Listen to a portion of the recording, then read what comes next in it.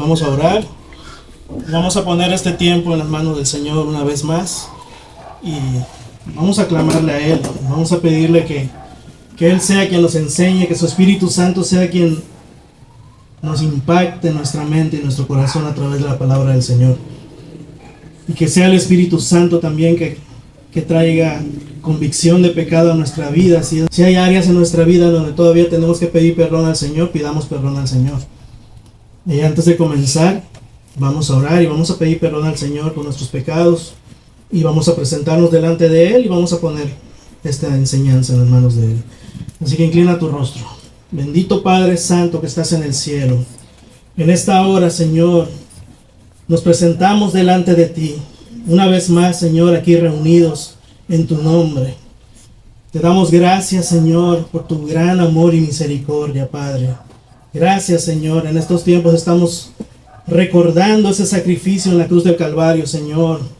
Cada uno de los que estamos aquí presentes y los que pudieran ver la transmisión, Señor, presentamos nuestras vidas y te pedimos perdón por nuestros pecados. Señor, que tu Espíritu Santo escudriña cada área de nuestra vida. Escudriña, Señor, nuestra mente, nuestro corazón, Señor. Y si encuentra, Señor, camino de perversidad, camino de pecado en nuestra vida, Señor, perdónanos, Padre, y límpianos. Límpianos de nuestra maldad. Límpianos, Señor, de todo aquello que estorbe en nuestra vida. En el nombre de Cristo Jesús, tu Hijo, te pedimos perdón, Señor. Y en esta hora también te presentamos este tiempo, Señor, este tiempo que es tuyo, este tiempo en el cual estamos reunidos, Padre, para aprender de ti, para aprender de tu palabra.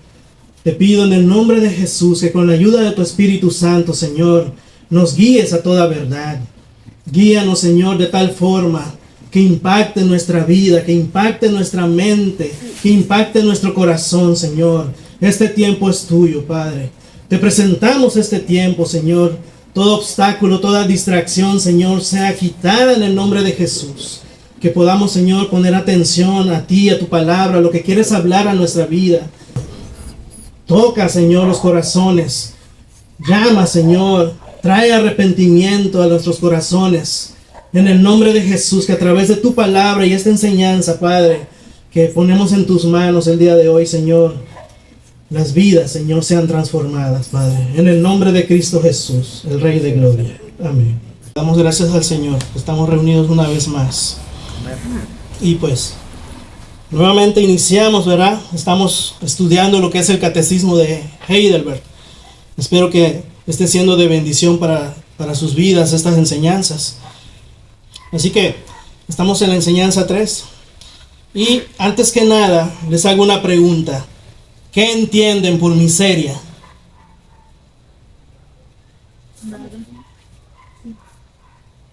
Bueno, no tener nada, que estamos abajo.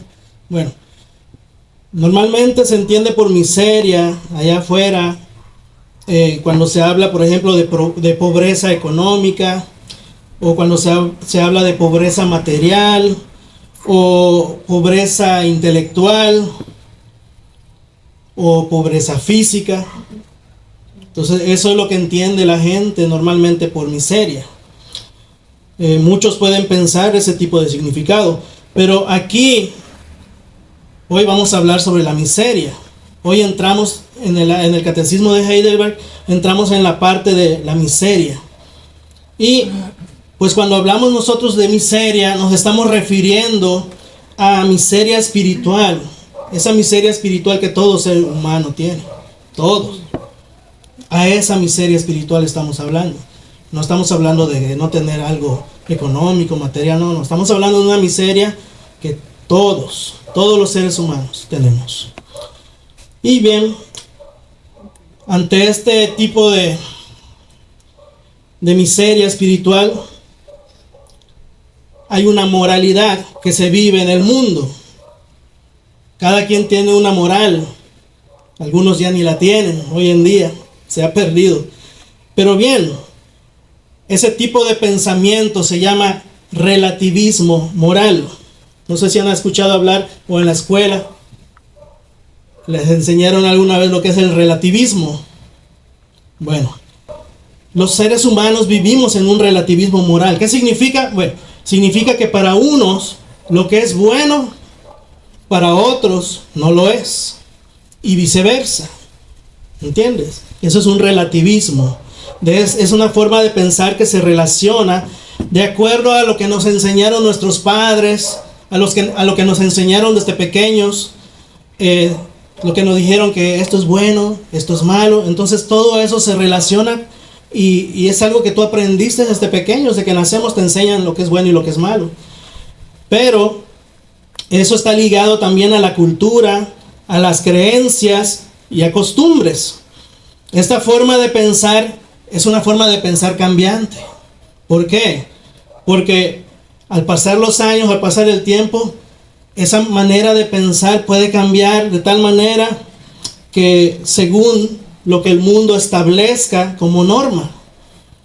Hoy en día vemos cómo han cambiado las políticas en el mundo y cómo se han creado políticas que hoy en día las cosas que antes eran malas ahora son buenas. Y viceversa. Ahora también a lo bueno le llaman malo. Que hoy en día, más en Estados Unidos, hoy en día dicen que esto es malo. Y a otras cosas le llaman bueno. Dicen que la palabra ahora es mala. Entonces, ese es un relativismo moral. El cristianismo, por el contrario, somos una contracultura en ese sentido. ¿Por qué? Porque nosotros, los que hemos nacido, los que hemos conocido el Evangelio, no vamos conforme a esa corriente. Vamos totalmente en contra de lo que el mundo enseña. Entonces, vamos en contra de lo que el mundo a veces establece como bueno o malo. Estamos en una contracultura con eso. ¿Por qué? Porque nuestro estándar moral de lo que es bueno o malo no es conforme o no está ligado ni a la cultura, ni a las costumbres, ¿ok? Ni a lo que el mundo establece. Nuestro estándar moral tampoco está ligado a nuestra propia conciencia, porque a veces ni caso le hacemos. Nuestro estándar moral es la palabra de Dios. Nuestro estándar moral está en la palabra del Señor, que es luz. Dice la Biblia que la palabra es luz, que nos da valores absolutos, nos da valores morales absolutos y no relativos, como el relativismo, que es cambiante. La palabra de Dios nos da valores absolutos, ahí están. Esto es lo que quiero que hagas. Distinto a lo que el mundo establece, que bueno, a veces es bueno, a veces es malo, y es cambiante.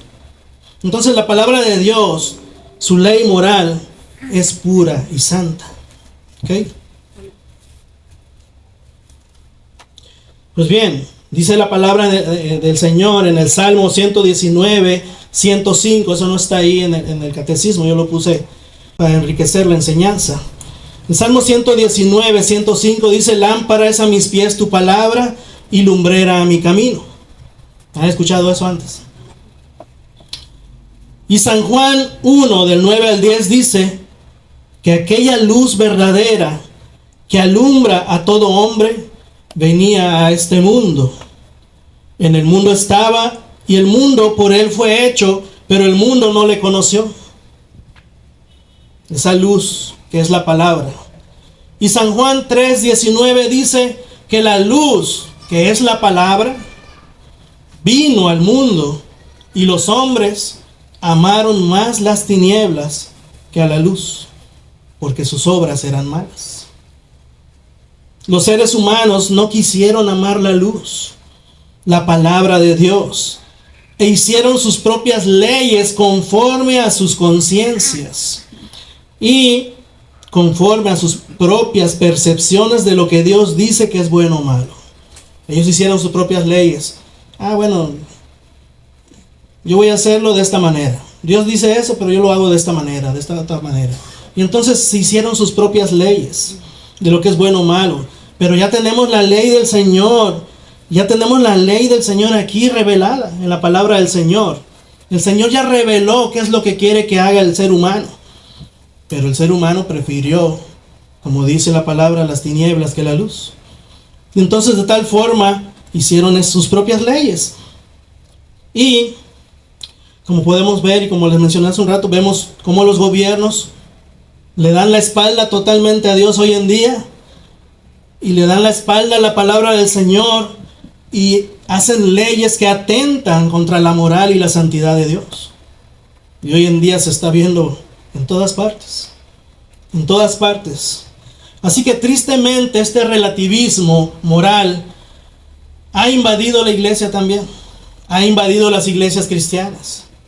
¿De qué manera? Bueno, hoy existe un mayor número de cristianismo liberal. Cristianismo light. No sé si han oído eso. Hoy en día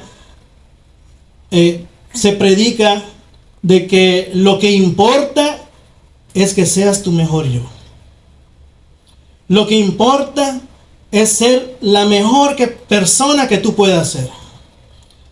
Hoy en día se predica que lo que importa es que te autorrealices.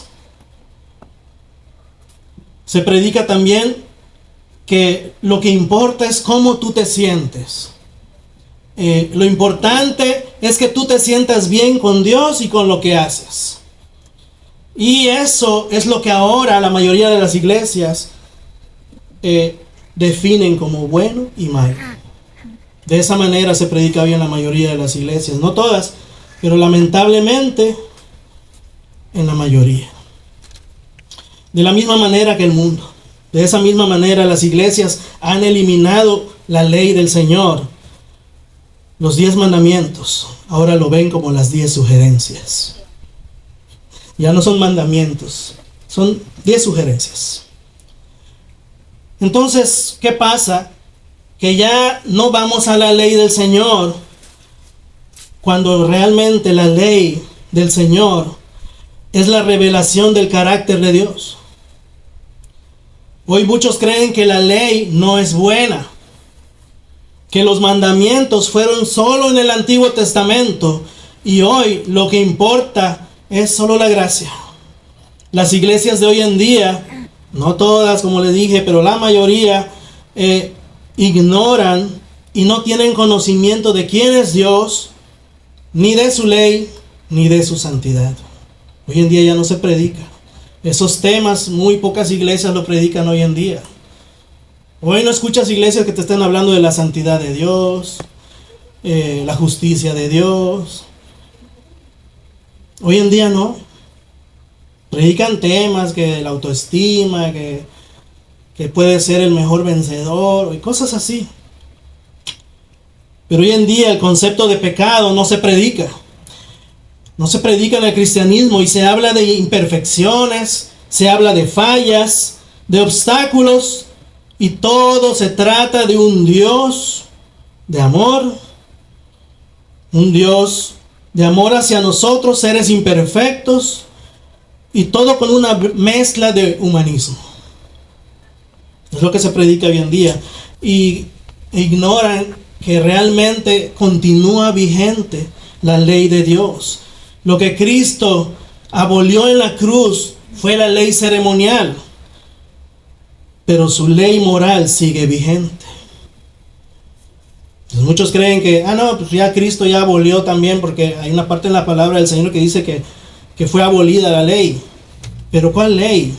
Y cuando tú lees la palabra te das cuenta que es la ley ceremonial la que fue abolida en la cruz. Pero la ley moral de Dios sigue vigente. Y más adelante lo vamos a ver. Entonces, con todo esto, iglesia, en medio de este relativismo moral, la gente vive sin tener consuelo. O sea, viven la vida sin tener consuelo en esta vida y menos en su muerte. No tienen una esperanza de nada. Solo dicen, pues no sé, lo que me toque al final, no sé qué va a pasar. Entonces, viven sin tener consuelo. Y una de las cosas que debemos saber, que vimos la clase pasada, una de las 3 cosas que debemos de saber para tener el gozo y el consuelo en Cristo, no sé si se acuerdan que la primera, ¿cuál era?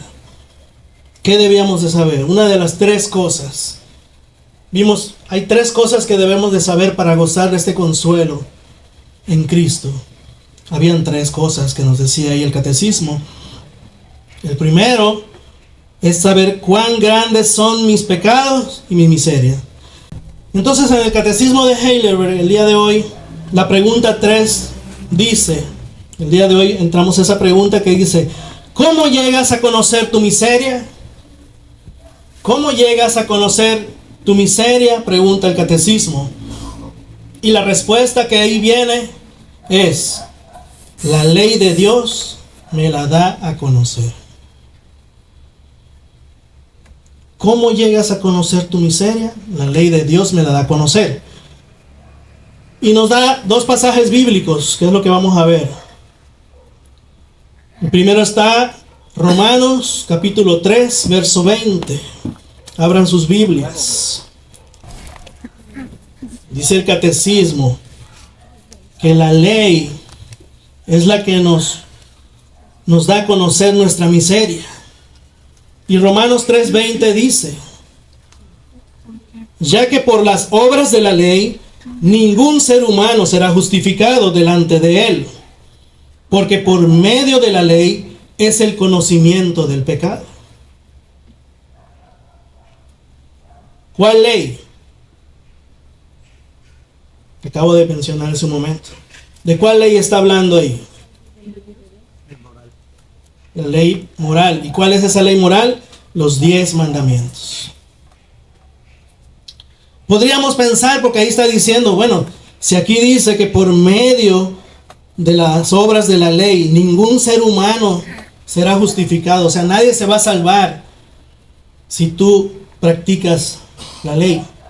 Ningún ser humano se va a salvar, nadie será justificado por las obras de la ley delante de él, porque por medio de la ley es el conocimiento del pecado.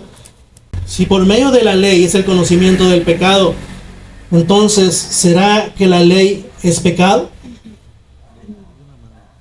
De ninguna manera. Porque procede de Dios, que es bueno, santo y justo. Y de la misma manera, la ley de Dios es santa, justa y buena. Entonces, no puede salvar a nadie, eso sí. Es santa, es justa y es buena, pero no puede salvar a nadie. ¿Por qué? ¿Por qué no puede salvar a nadie? La ley del Señor no puede salvar a nadie. ¿Por qué? Porque tenemos un grave problema. ¿Cuál? Que no tenemos la capacidad de obedecerla. ¿Por qué? Porque nuestra naturaleza, el pecado, ¿qué es lo que hace en nosotros el pecado? Opaca, trae tiniebla a nuestro entendimiento y razonamiento. El pecado, ¿qué hace? Obscurece nuestros sentimientos y nos hace amadores de nosotros mismos, amadores de nuestros deseos y de nuestra carne, de tal forma que no podemos ni queremos hacer lo que la ley dice. No queremos someternos a la voluntad de nadie fuera de nosotros mismos. De nadie fuera de nosotros mismos, no queremos. No queremos someternos a la voluntad de nadie fuera de nosotros mismos. Siempre queremos ser autónomos e independientes. Por eso, nadie se puede salvar guardando la ley, porque nadie puede cumplir la medida que nos demanda a nosotros. Nadie la puede cumplir. Nos dice lo que debemos hacer. La ley nos dice, tienes que hacer esto, pero no nos provee ningún recurso para poder hacerlo. Dice Romanos 8, 7 al 8. Eso se los voy a leer de la Biblia de las Américas. Romanos capítulo 8, versículos 7 al 8, dice, ya que la mente puesta en la carne es enemiga de Dios, porque no se sujeta a la ley de Dios, pues ni siquiera puede hacerlo. Y los que están en la carne no pueden agradar a Dios. Está claro, ¿verdad? Por lo tanto, la única manera de salvarse no es por obras, sino por gracia. aceptando como un regalo la justicia que Dios nos provee por medio de la fe en Jesucristo y no por nuestro esfuerzo en obedecer los mandamientos de Dios. ¿Quedó claro eso? La única manera de salvarte, ¿cuál es? No es por obras. No es porque tú digas, bueno, una persona podría decir, bueno, voy a obedecer los mandamientos. Y puede leer los mandamientos y decir, bueno, voy a empezar a practicarlo, me voy a esforzar. Ok. Y puede ser que se esté esforzando, pero sabes, vas a fallar. Vas a fallar. Y si nos pusiéramos a hacer el ejercicio, tal vez la próxima clase, y empezamos a leer los mandamientos y lo aplicamos, nos vamos a dar cuenta que estamos fallando en los mandamientos también.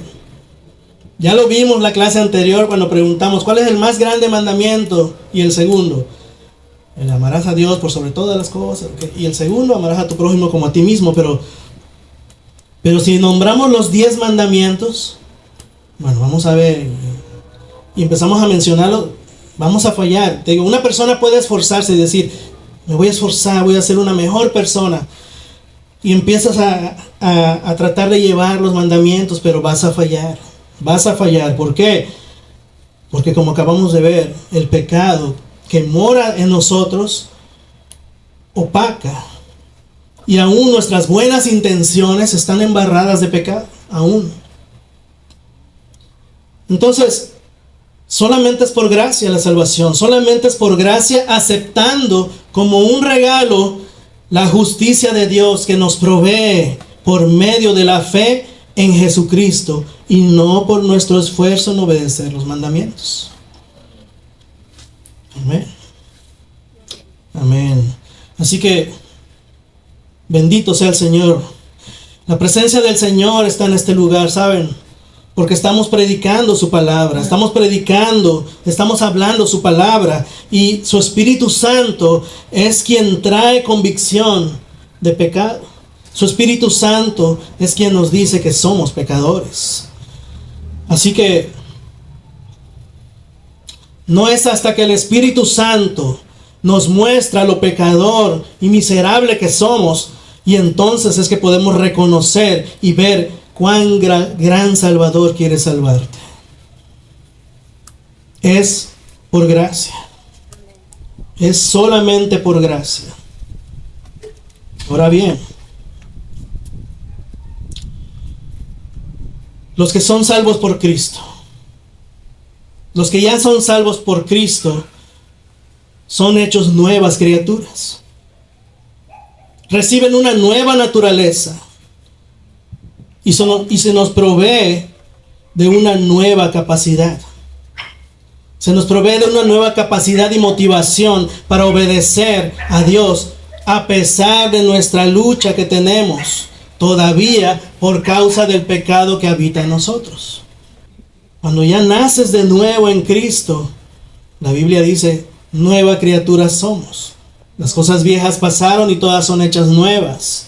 Y entonces, el Espíritu Santo en nosotros nos provee de una nueva naturaleza, una nueva capacidad y una nueva motivación para poder obedecer.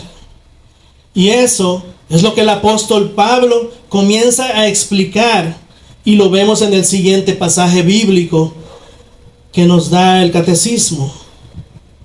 Podemos abrir nuestras Biblias en Romanos capítulo 7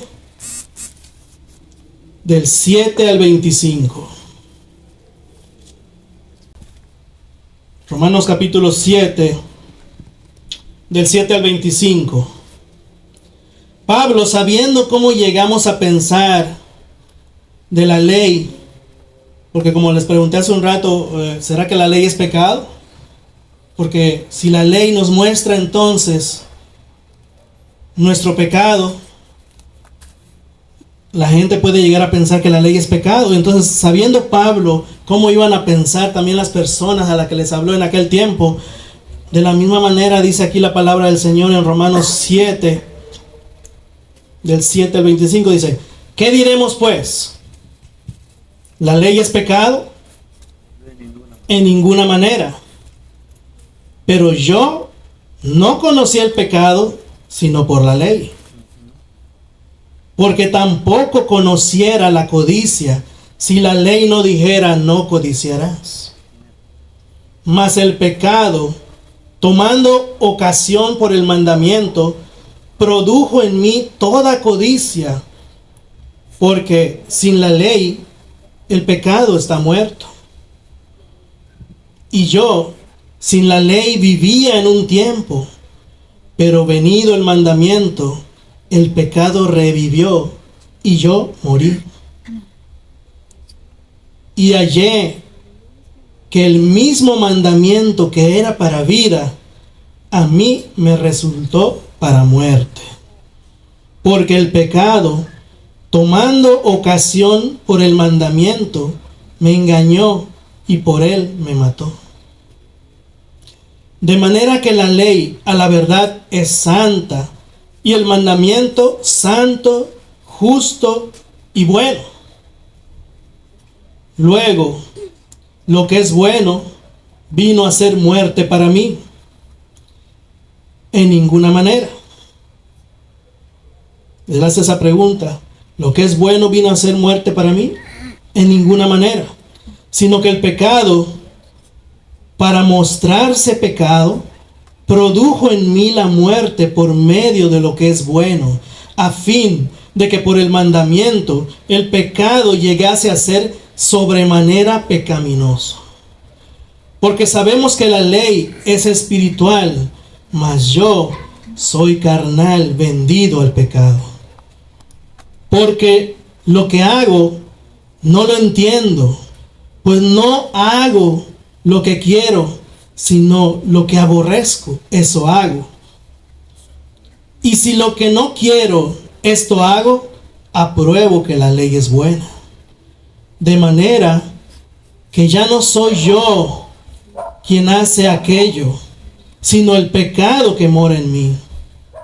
Y yo sé que en mí, esto, en mi carne, no mora el bien. Porque el querer el bien está en mí, pero no el hacerlo.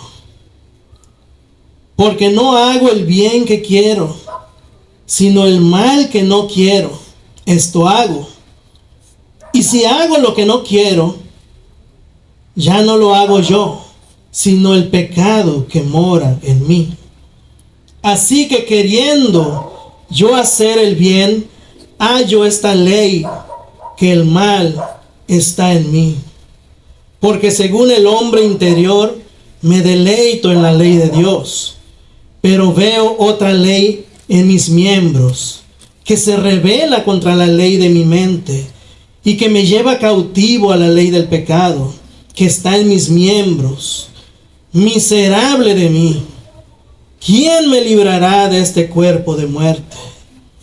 Gracias doy a Dios por Jesucristo, Señor nuestro. Así que yo mismo, con la mente, sirvo a la ley de Dios, mas con la carne a la ley del pecado. Wow. Está, creo, súper claro. Pero hay algo que debemos entender de todo esto que acabamos de leer. Y quiero que lo comprendamos aún más. Bien, Pablo, en el versículo del 7 al versículo 13, Pablo está describiendo su vida antes de ser cristiano. Del versículo 7 al versículo 13, Pablo está hablando de su vida antes de ser cristiano. Y a partir del versículo 14 al versículo 25, Pablo nos describe su condición actual ya siendo cristiano. ¿Ok?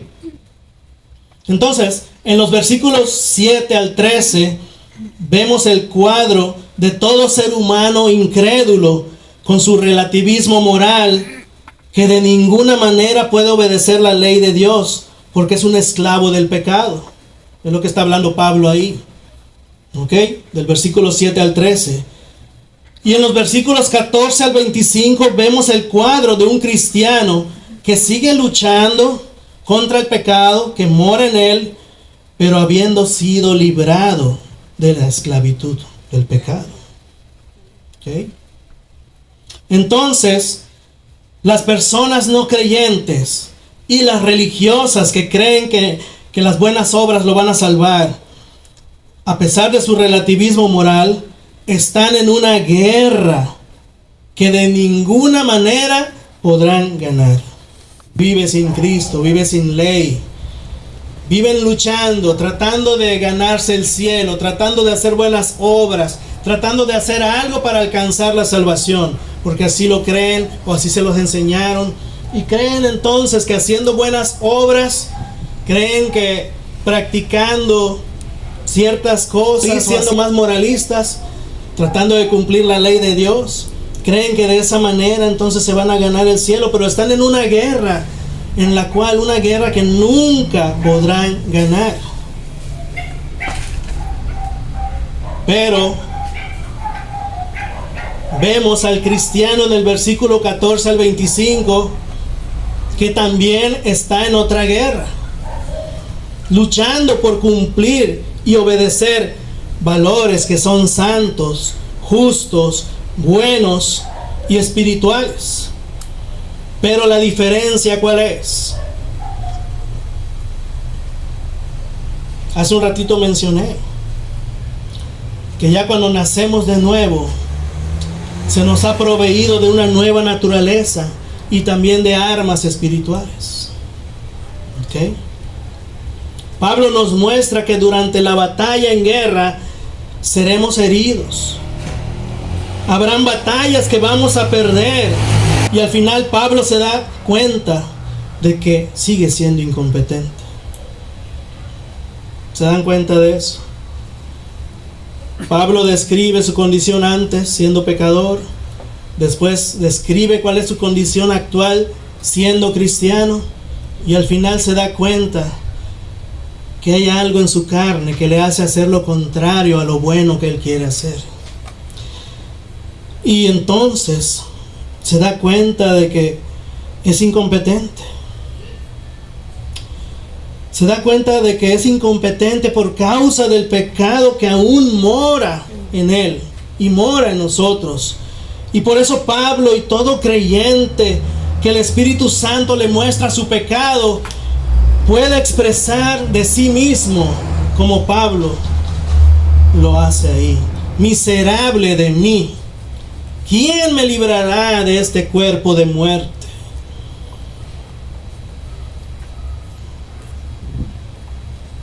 Mucha gente dirá, ¿cómo esa persona puede decir que es miserable? ¿Cómo puede ser que esa persona puede decir es miserable? Porque hoy en día, acuérdense, hoy en día allá afuera, no, tú eres un vencedor, tú eres una princesa, un príncipe, tú eres lo máximo. Tienes que tener tu autoestima alta. Cuando la palabra de Dios nos dice, niégate a ti mismo. Totalmente contrario. Toma tu cruz y date cuenta de lo miserable que eres. Date cuenta de lo pecador y pecadora que eres. Ese es el cristianismo bíblico, que hoy en día no se predica en las iglesias, en la mayoría. Entonces, solamente una persona a la que el Espíritu Santo le ha mostrado su pecado, te ha convencido de pecado, puedes darte cuenta de lo miserable que somos y decir, miserable de mí, miserable de mí. Hace un rato yo meditaba en eso y quedaba yo sorprendido de la enseñanza, porque me puse a meditar después de lo que estaba yo escribiendo y todo, y decía, y me ponía yo a llorar, me ponía yo a reír. Tenía muchos sentimientos encontrados, porque realmente decía, miserable, qué miserable soy, qué miserables somos, de verdad, porque vemos lo que el Señor ha hecho por nosotros y aún así no hacemos lo que Él nos pide que hagamos. Vemos, Dios, Señor, Dios, aún sabiendo eso tan maravilloso que tú has hecho en la cruz del Calvario, lo que tú obtuviste en el sacrificio, en esa expiación, que pagaste el justo precio por nuestros pecados, que pagaste el justo precio por nosotros, y nos dices, mira, te doy una nueva naturaleza, vive de esta manera, y nos provee de las herramientas necesarias, y aún así no lo hacemos, y preferimos estar quietos. Nos entra la pereza, la flojera ahí, y no queremos leer, no queremos orar, y no queremos buscar al Señor, aún sabiendo que Él pagó un precio en la cruz del Calvario, que murió injustamente. El justo murió por los injustos. Y decía yo, miserable, qué miserable de verdad somos, qué miserable soy, digo, Dios mío, Dios. Entonces Pablo dice, miserable de mí, ¿quién me librará de este cuerpo de muerte? Porque al final se da cuenta, y a todos nos pasa, que aún en el cristianismo queremos hacer cosas buenas y en nuestro corazón deseamos agradar al Señor. Pero como dice Pablo, veo en mis miembros otra ley que me hace hacer lo malo, lo que aborrezco, lo que no quiero hacer, hago por el pecado que aún mora en nosotros. Pero Pablo no se quedó en esa expresión.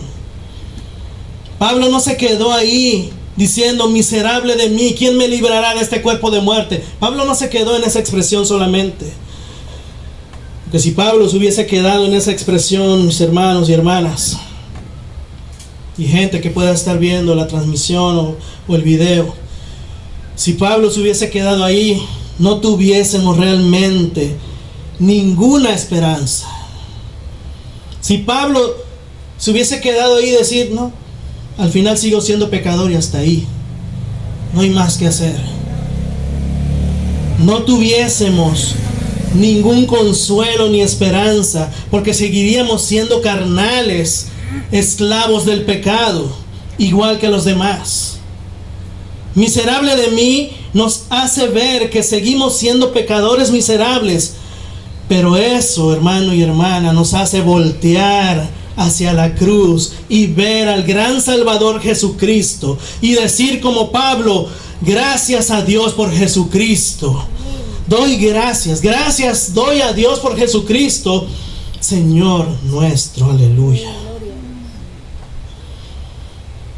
No se quedó ahí Pablo, no se quedó en miserable de mí, ¿quién me librará de este cuerpo?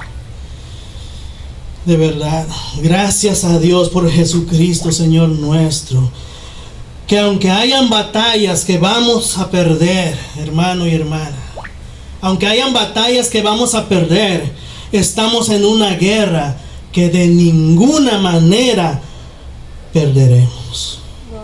Aleluya. Estamos en una guerra, pero estamos en una guerra que nunca vamos a perder. Vamos a perder batallas, pero jamás la guerra. Porque batallando en contra del pecado, a veces vamos a perder y vamos a fallar. Pero de verdad, gracias a Dios por Jesucristo. Gracias a Dios por su gracia inmerecida. Gracias a Dios por el trono de la gracia, donde podemos venir y hallar el auxilio oportuno y decirle, Señor, he pecado contra ti, he pecado, he fallado, he caído nuevamente en pecado, Señor, perdóname, límpiame. Y el Señor viene y con amor te limpia. Ve, sigue adelante, hija, hijo, sigue. Pero gracias a Dios por Jesucristo, hermanos y hermanas. Gracias a Dios. Hoy la enseñanza es corta. Si se quedaron con ganas de más, vengan la próxima semana. Bendito Señor Jesucristo, de verdad, hermano y hermana, de verdad. O sea, el apóstol Pablo expresa ahí claramente, creo que lo leímos, y expresa claramente esa condición antes de ser cristianos. Y cuando ya vienes a Cristo, sigue la guerra. Seguimos en guerra, seguimos guerreando. El mundo tiene una guerra, ya la vimos, pero el cristiano también tiene otra guerra. Pero de verdad, gracias a Dios por Jesucristo, hermano y hermana, de verdad, pónganse de pie. Hoy la enseñanza fue breve, fue corta, pero vamos a orar. Deja la oración, vamos a orar. Y vamos a dar gracias por el Señor Jesucristo, de verdad, gracias Y si aún todavía no sientes en tu corazón ese consuelo y esa paz, si aún todavía sientes que te falta, si aún todavía crees que tienes que hacer cosas para tratar de obtener algún beneficio del cielo, créeme, no es así. Porque el Evangelio no es así.